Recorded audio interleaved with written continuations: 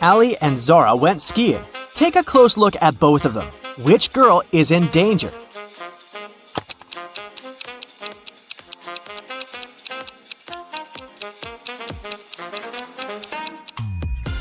It's Zara. Look, there's an avalanche right behind her.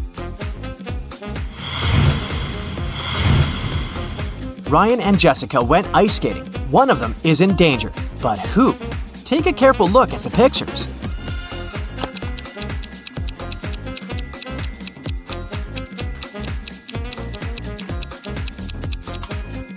It's Ryan. The ice where he stands is cracking.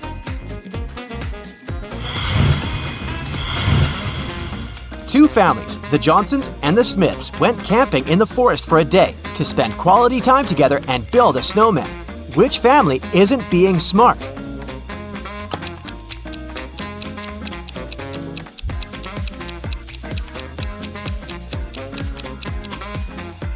Look, the Smiths stopped right under a dangerous tree. The branch can fall off. It's not the best spot. They should definitely move as soon as possible.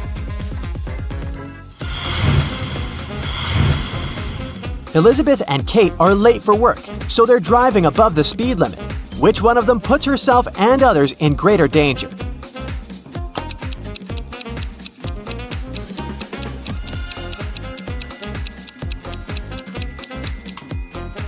Elizabeth. The road she's driving on is icy. Kate isn't being the most careful person as well, but at least the road she's driving is clean.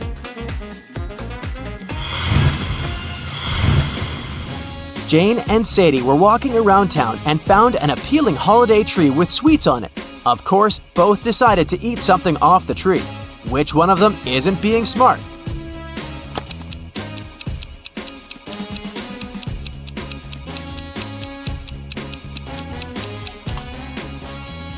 It's Jane. Look at the bird right next to the tree. It doesn't seem like whatever it ate was good. Even though Sadie does badly by eating sweets for decoration, at least it probably won't hurt her.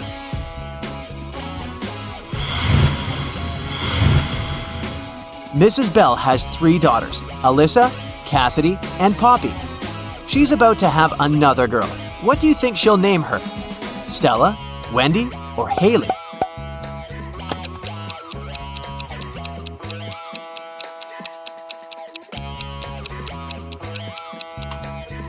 Mrs. Bell seems to choose names with double letters, so she'll probably name the girl Stella.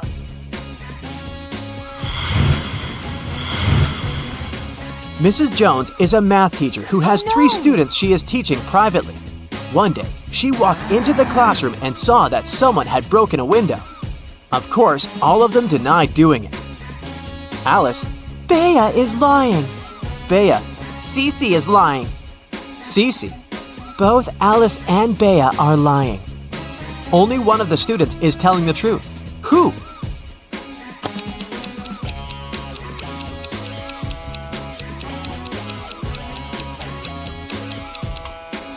If Alice is the one to tell the truth, then Bea is lying and Cece is telling the truth about Alice lying, which is a contradiction.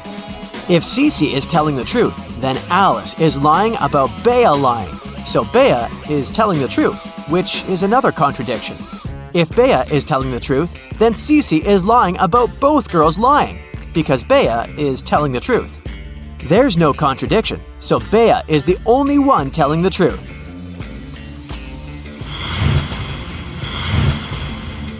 Mrs. Rowan is an owner of a successful startup, and she's looking for an intern to do data analysis. She's looking through resumes and she needs to decide whom to invite to an interview. Take a look at the interviews one by one and try to figure out which ones aren't fake. Here's the first one. What do you think? Should Mrs. Rowan invite this candidate for an interview?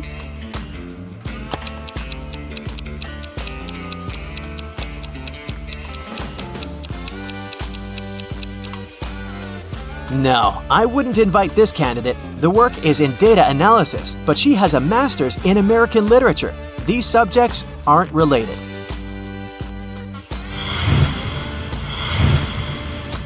Okay, here's the next candidate. What do you think? Should Mrs. Rowan speak with her?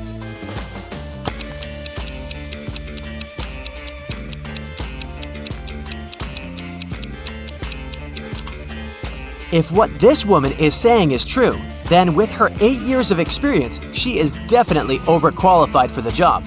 I wouldn't invite her. Okay, here's the next candidate. Do you think this one is worth the shot? Will you recommend inviting her for an interview?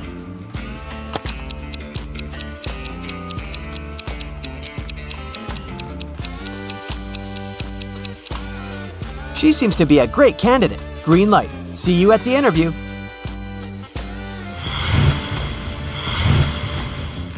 What about this young man? Should Mrs. Rowan give him a chance?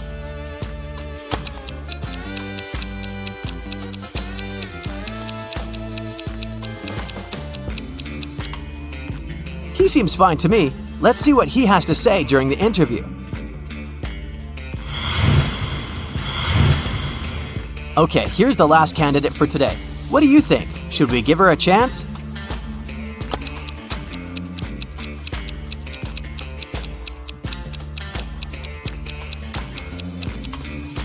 Well, she sounds reasonable. Let's give her a chance, and Mrs. Rowan will see how she does during the interview. So, all in all, we invited 3 candidates. Good job!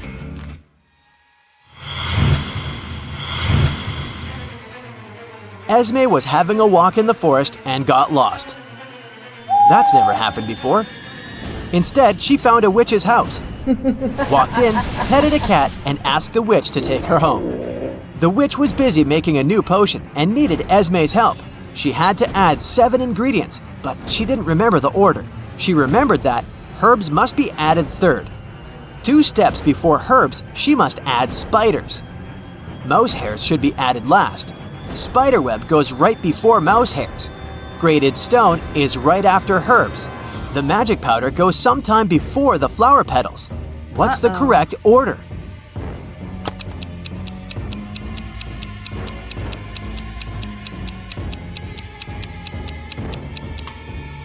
We know that herbs go third. If spiders are 2 steps before then they're the first ones. Mouse hairs are last, and the spiderweb is 6th. Grated stone is after herbs, so it's the 4th step. Only steps 2 and 5 are missing now. So if magic powder goes before flower petals, then the magic powder is step 2, and flower petals are step 5. Now, I have a brain teaser for you. Listen carefully. I look at you, you look at me. I raise my right, you raise your left. What am I?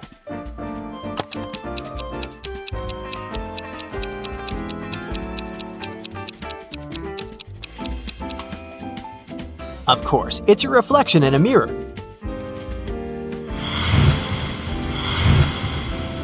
Yesterday was Lily's birthday, and she turned 16. The next time it's her birthday, she'll turn 20. How is it possible?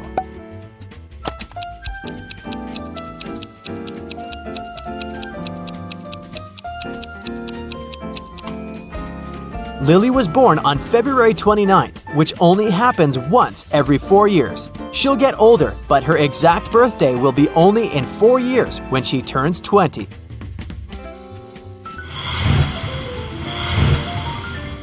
Okay, a bit of simple math now. In math class, 14 students are girls. 8 students have blonde hair. 2 of the students are either girls or they are blonde. If 5 students in the class are blonde girls, how many students are in the class?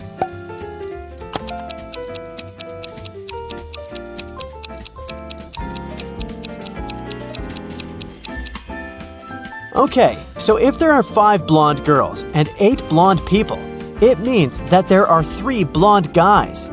Plus, possibly some more guys who aren't blonde. The riddle says that 2 people aren't girls and aren't blonde, so that's them. So, 14 girls plus 3 blonde guys plus 2 non-blonde guys make it 19 students in the math class.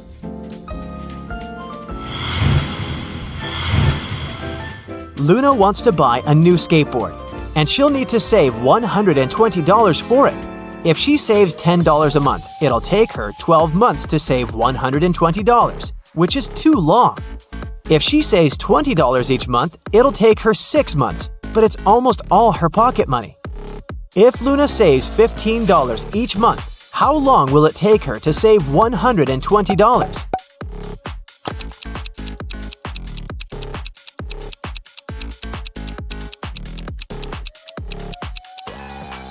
It'll take her 8 months.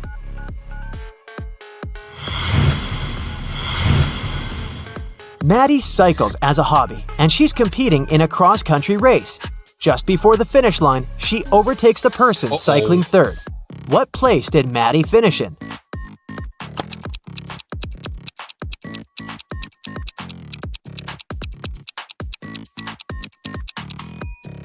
She overtook the third racer. She became third herself.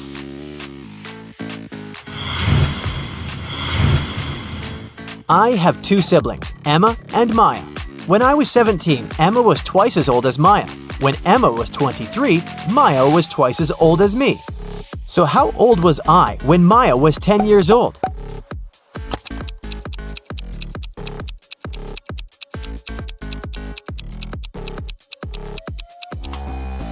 8 years old. A group of high school students is going on a trip by bus, and their teacher should arrange the seats. She has the remaining 5 students she should arrange in 5 seats next to each other. Here's what the teacher knows. Joe and Dan are best friends, so they will make a lot of noise if they sit next to each other. Evie and Liana argue a lot, so they can't sit together as well. Beth refuses to sit next to the boys and doesn't like to take aisle seats or window seats.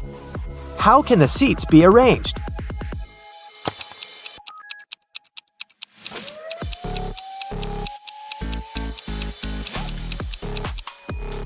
Since Beth doesn't like aisle and window seats, she will have 2 neighbors, and both of them should be girls.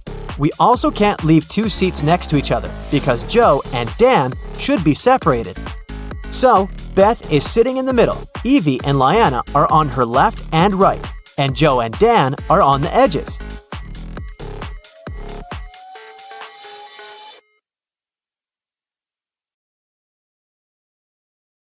Just look at this! A car has crashed into a restaurant window, smashing it. Detective Harris has come to investigate the case. There are 2 suspects, Julie and Douglas. But each of them claims that the other person did it. Can you help the detective figure out who is lying?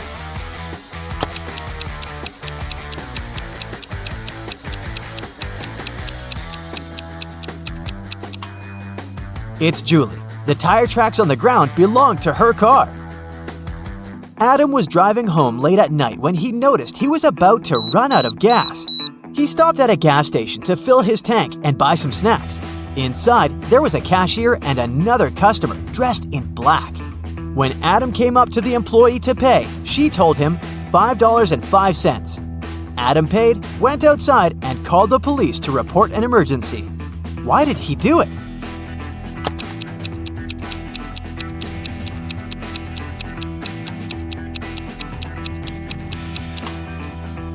The cash register showed $18.35, but the cashier said $5.05, which looks like SOS. Detective Harris was walking along the street when he heard some noise. He decided to check out what had happened. It turned out that some man had grabbed an elderly lady's bag and run away. The detective ran in the direction the witnesses showed him. After he turned the corner, he saw 3 doors. He knocked on the first one. The apartment owner, Patrick, opened the door. The man told the detective he'd just returned from a long run. Another man, Jerry, opened the second door. He said he'd been playing basketball behind his house. The third apartment belonged to Raymond, a musician. He had just finished composing a new piece of music.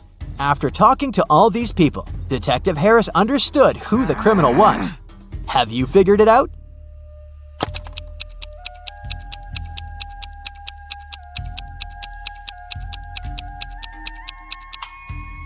The thief is Jerry. He claimed he'd been playing basketball, but he was holding a football while talking to the detective. Sarah and her sister Mary were doing some shopping. When they were leaving a grocery store, Sarah pointed at some young man and exclaimed, "Look, my nephew is over there!" Her sister replied, "Oh right, but it's not my nephew." How is it possible?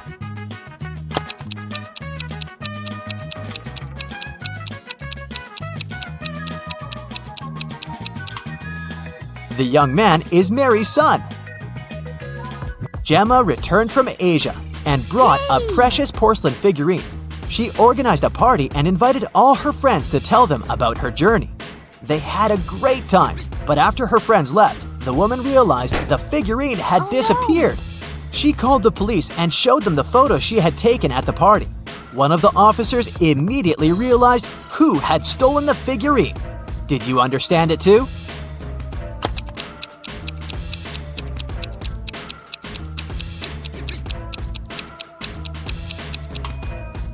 It was this girl. She hid the figurine under her hat. At 9 a.m., Ethan got a call from his friend, an owner of a large business. The man said that a very important document had disappeared from his office. It had been on his desk the evening before, but now it was nowhere to be found. Ethan immediately came there to question his friend's employees. Soon, he had 3 suspects. Walter said he'd spent the previous evening at the movies. Joan had dinner with her friends, and Zachary visited an art gallery. It didn't take Ethan long to understand who was lying. Do you know it too?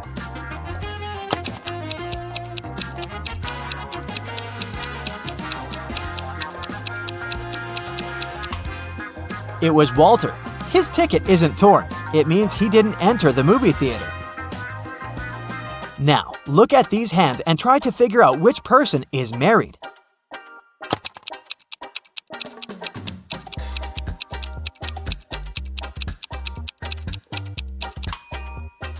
If you look at the first hand attentively, you'll realize it doesn't belong to a grown-up person. On the second hand, there is a mark left by a ring, but there's no ring itself. It must mean that the person is no longer married. On the third hand, there's no ring either, but it's the right hand, and we wear wedding rings on the left hand. So out of these 3, this person is most likely to be married. Okay, the next challenge is for you. Look at these 3 men. They're at the airport. Which of these guys is married?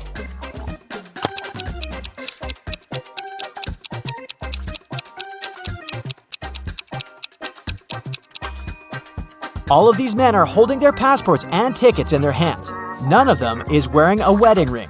But pay attention to the man sitting on the bench. On his ticket, it's written, "Family discount." So, he must be the one who's married. Now look at this picture attentively. Does anything strike you as strange?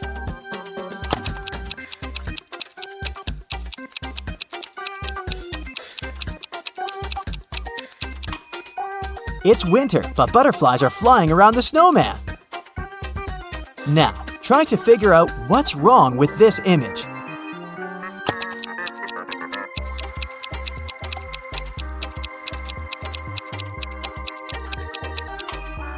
It's the snowman again. Instead of a carrot, his nose is made of broccoli. And the last image for you to analyze.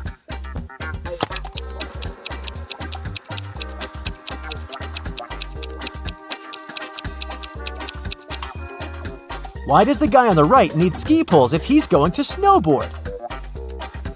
Marcus woke up in a dark basement with just one candle burning on the table.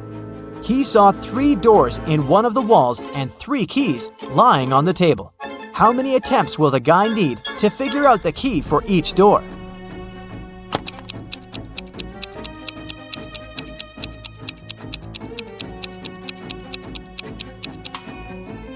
He'll need 6 attempts at the most, 3 of them for the first key, 2 attempts for the second key and 2 remaining doors, and just 1 attempt for the last key.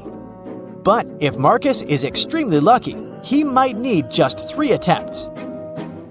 Alicia's mom asked the girl to do some grocery shopping. She gave her a shopping list and her bank card. But the woman knew her daughter was very absent-minded. That's why she gave Alicia a small note in case she forgot the card's PIN number. When the girl was at the register, she realized she had indeed forgotten the PIN. Alicia pulled the note out of her pocket and immediately remembered the code. Can you figure out what it was if the note had a fly, a cat, a person, and a snake drawn on it?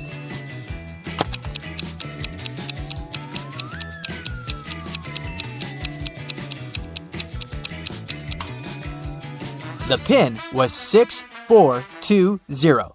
Alicia just had to count the number of legs of each creature. A fancy restaurant in Los Angeles was offering a promotional deal. A married couple could eat at the restaurant for half price on their anniversary.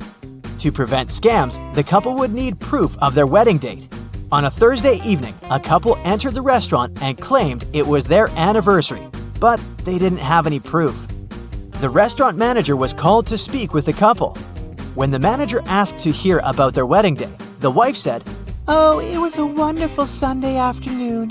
Birds were chirping and flowers were in full bloom." After nearly 10 minutes of ranting, she told the manager that today was their 28th wedding anniversary. "How lovely," the manager said. "However, you do not qualify for the discount. Today is not your anniversary. You are a liar." How did the manager know it wasn't their anniversary?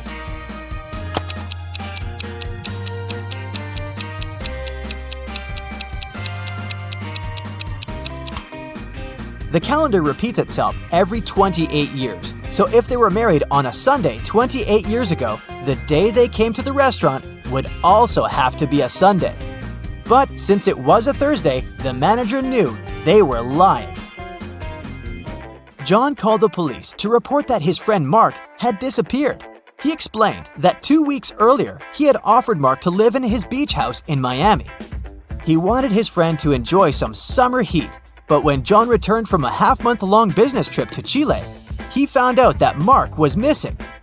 The police listened to John's story and understood the man was lying. How did they figure it out?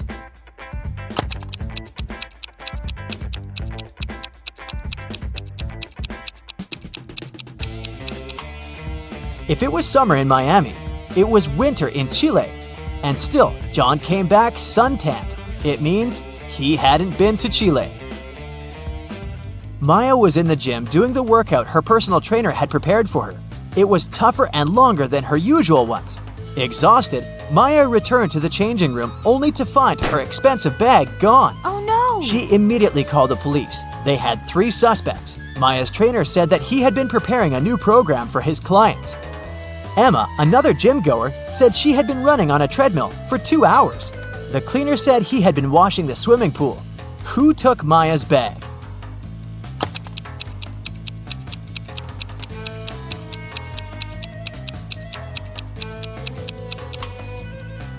It was her trainer. He knew Maya was going to have a long workout and wouldn't return to the changing room anytime soon. It's the holiday season, but some evil force is doing its best to spoil the mood. No one knows what this force is or why it's ruining the holidays. That's when Detective Robinson comes into play. Help him crack these riddles to save the day. The first task brings the detective to the North Pole. Someone has been stealing Santa's cookies, which he keeps in the reindeer stables. Santa suspects that the criminal is one of his elves who works there, but he's also worried because all of them are allergic to chocolate, and the disappearing cookies are chocolate chip ones. Detective Robinson gathers all the elves in one room. One of them keeps sticking out his tongue and then blushing and apologizing. The second elf has traces of something brown on his hands. And the third elf keeps smiling and giggling. Look at them attentively and try to figure out which one is the thief.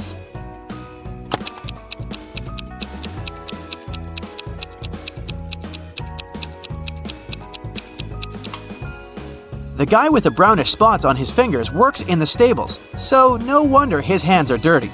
Elves are cheerful creatures, which means that a smiling and giggling elf is not actually an unusual occurrence.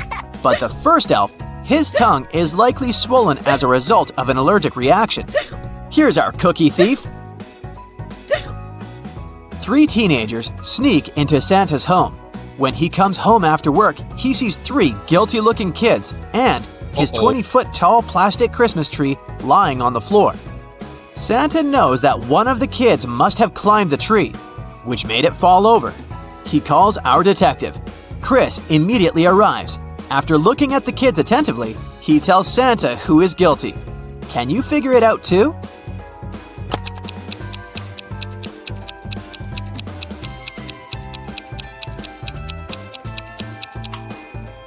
This guy with green hair looks as if he has some Christmas tree needles in his hair. But don't forget that the tree is plastic and can't lose any needles. The guy on the left has a star on his sweater that looks like the one at the top of the tree. But look, it's embroidered. Now, look at this girl with a pretty sparkly scarf. It looks suspiciously similar to tinsel decorating the Christmas tree. That's because it is tinsel.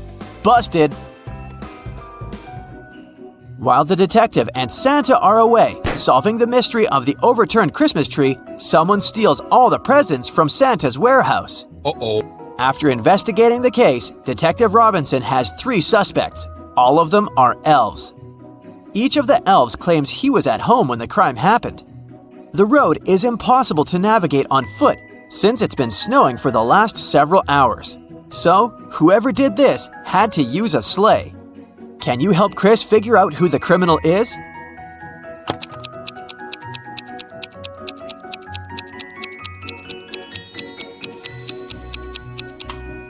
This elf looks pretty angry, but it might be because his sleigh is broken. It means he couldn't have left his home. The sleigh of the elf on the right is covered with a thick layer of snow. It's unlikely that he used it recently. But look at the sleigh of the elf in the middle.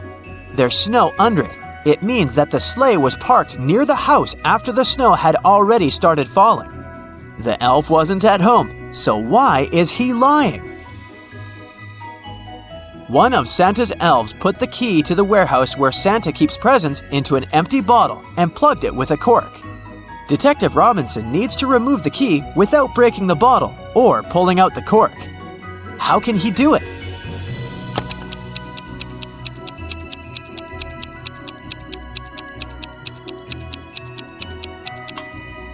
Chris pushed the cork inside the bottle and shook the key out. Detective Robinson's next task is unusual to say the least. He needs to go to a haunted gingerbread mansion and face one of 3 horrifying monsters. They've taken up residence in the tasty but currently unapproachable house. Chris's potential opponents are 1. A 7-foot-tall reanimated Christmas turkey. It's threatening the detective with knives and looks extremely unfriendly. 2. A scorching hot eggnog monster that looks like a moving pile of slime. 3. Or a menacing-looking 8-foot-tall candy cane creature with long, sharp limbs? Uh-oh. Help the detective make the right choice.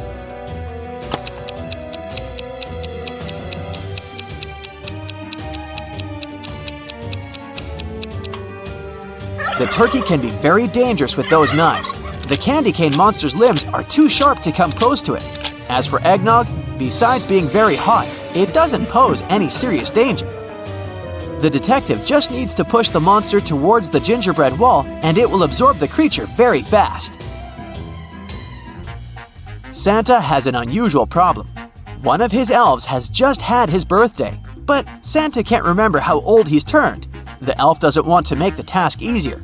He says, The day before yesterday, I was 34. The next year, I'll be 37. It sounds strange, but the elf hasn't made any mistakes in his calculations. Santa definitely needs Detective Robinson's help.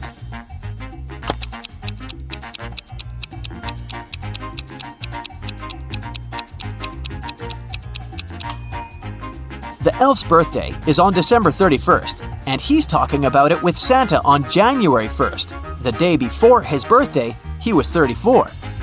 The next day, he turned 35. A new year started the next day. This year, he's going to turn 36, and he will be 37 the following year. No day without an accident. One young elf decided to play a prank on Santa and hid the presents behind one of these 2 doors. Detective Robinson knows that one of the doors hides a very unfriendly dragon, and behind the other, there are presents. He needs to pick the right door, otherwise the holiday is spoiled. There are 2 signs on the doors. One of them is a lie, and the other is true. On the first door, it's written, "The presents are here. The dragon is in the next room." The other sign says, "The presents and the dragon aren't in the same room." Can you help the detective figure out where the presents are?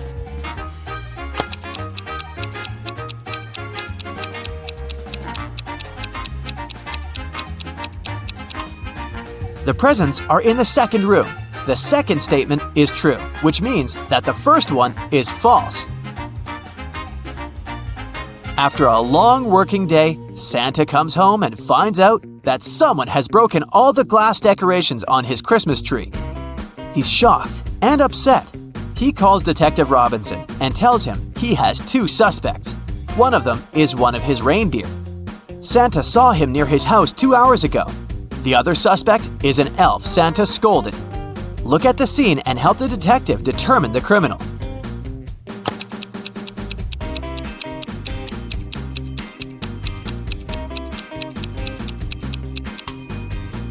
Look at the footprints the criminal left on the floor. They're too big and don't belong either to the deer or the elf.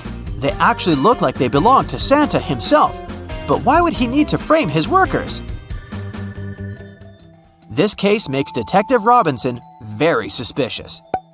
He starts observing Santa. Soon, Santa invites him for dinner and offers him 3 dishes to choose from. Since Chris is already wary of Santa, he examines the dishes very attentively. Look at them and say which dish is safe to eat.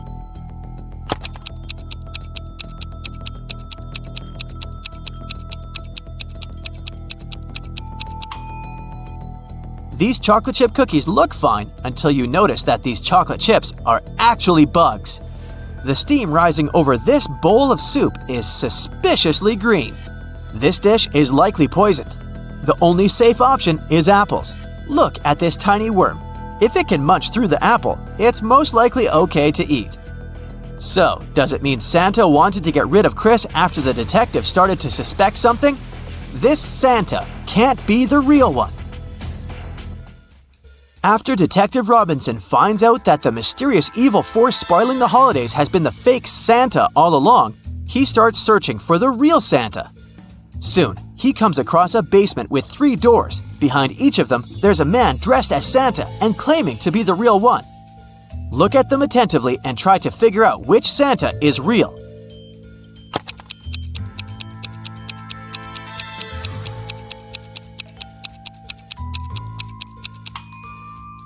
It's Santa on the left! Hopefully you paid attention to the photo on the wall. It depicts Santa with his reindeer. If we compare the photo with all Santas, only the one on the left is absolutely the same.